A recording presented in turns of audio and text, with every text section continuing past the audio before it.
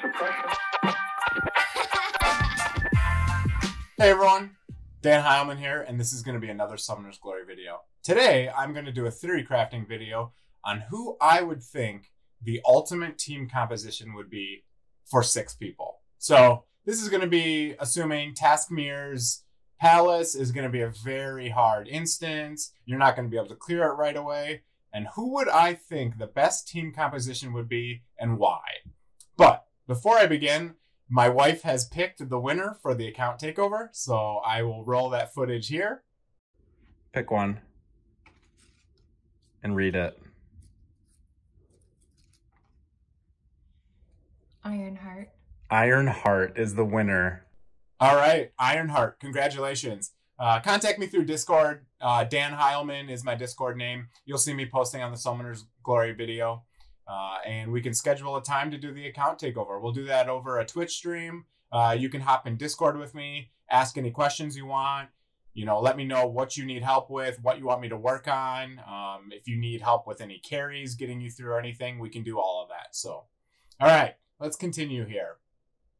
So, who do I think would be the ultimate composition?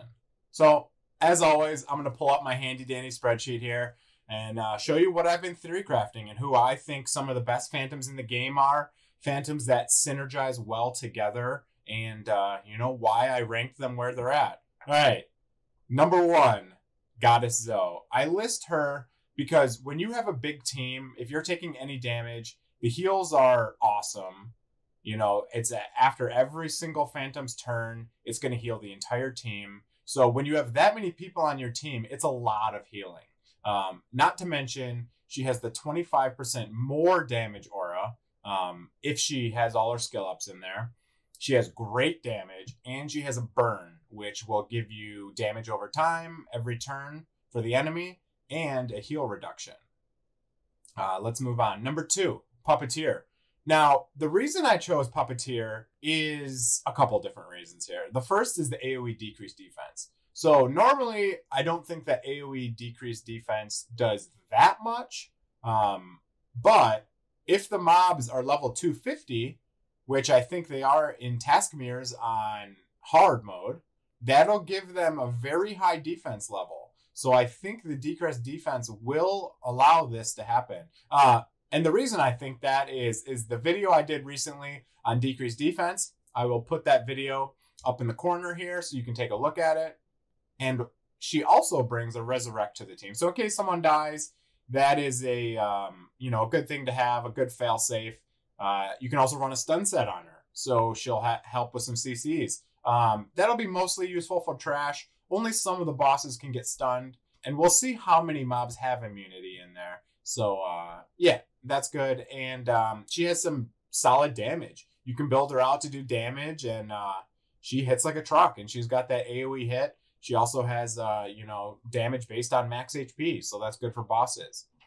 My third pick, who I would rank number 3, is Zeus. And the main reason for that is the Paralyze. 20% damage, increased damage for your whole team, and 20% slow for the enemies. And that lands on immune targets as well.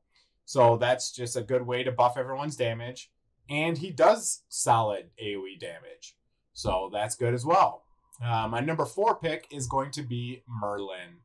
A little bit of a spicy pick here, but the reason I'm doing this is I'm trying to get as much damage as I can into this group here. And that means I'm going to have 25% more damage aura from Goddess Zoe, 20% from Paralyze, and 30% from Merlin's aura. That one is magic only, so that only increases magic attack. But that will buff, I believe that will buff Lord of Shadows. I think his damage is based on magic. That'll buff Goddess Zoe, and that will buff Zeus and Merlin himself. So I think he's a solid person to have in there. And not to mention, he has God tier damage, one of the hardest hitters in the game, and he has attack bar absorb, which is a nice form of CC that you can have on your team. It works against immune targets. So great kit there for Merlin. Okay, number 5. I have all of these ranked as 5, and you can kind of slot them in as you have them. You know, obviously when you're going with whoever you're playing with, you know, they may not have everyone built out here, so whatever they have. But I think all of these kind of rank pretty close for the last 2 slots here. So I personally like Lord of Shadows. He hits hard, he's got a stun, and he has the unkillable buff. The unkillable buff is kind of RNG, but it has saved my life many times. And if the mobs end up hitting extremely hard in here, that may be the only way you can survive is with an unkillable buff. So I also just like him because he does god tier damage. You know, he does very, very strong damage. He's got to be high evo. He's got to have a lot of HP, and he's got to have 100% crit. But once you have those, he hits very hard. Next is Secret Dancer. So Secret Dancer is awesome damage, and the coordinated attacks when you have so many allies. So you got 6 phantoms on your team. You got 3 characters on your team. So you get coordinated attacks with all of those people. So she'll be going a lot to help do damage for you. And she has stuns. So very useful. Ankaris, I think you could definitely swap in for Secret Dancer or Lord of Shadows, Dracula Eye, Sea Conqueror. Ankaris is going to be in your team for the god tier damage and really doesn't bring anything else to the team. He's also physical attack, so he doesn't get buffed from Merlin, but he will get buffs from the Paralyze and the Goddess Zoe passive.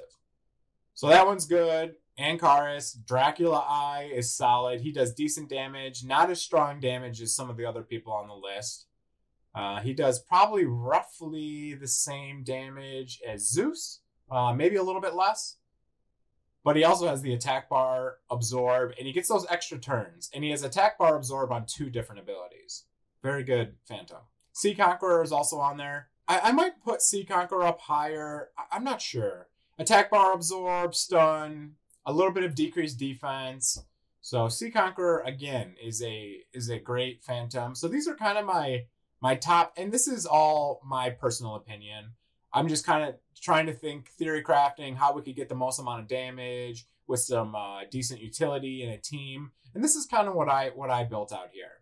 One other thing I want to show you is I finally was able to get my first Evo 7. So I will just roll that footage real quick.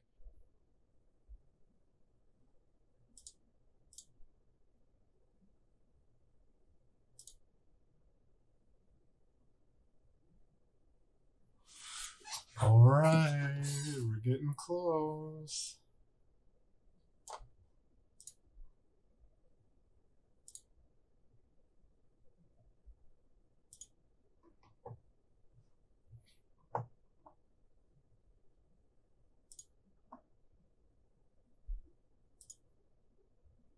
Dun, dun, dun.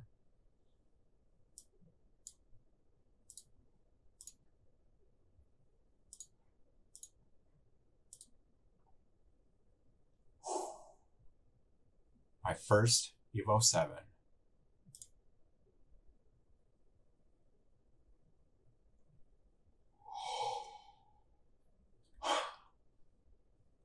You know, it's a big moment for me because it takes a lot of time to get Evo 7 up and going. So pretty proud of that. You know, I haven't been playing quite as long as some of the other players in the game. Some of the players have been here 6 months now, which actually surprised me. I think I've been playing for roughly 3 months. Let me check. Yeah, so I'm almost 4 months actually. But the first couple months I played, I didn't really play very often. I was playing Raid more, but recently I've swapped over and I've been playing Summoner's Glory almost exclusively. So, okay, that's it for this video. I just kind of wanted to talk about, you know, theory crafting on the best team that we could think of. And yeah, that was it. Hope you liked the video. Go down, hit that subscribe button, smash that like button. It would help out my channel immensely. So, all right, have a good day. See you guys.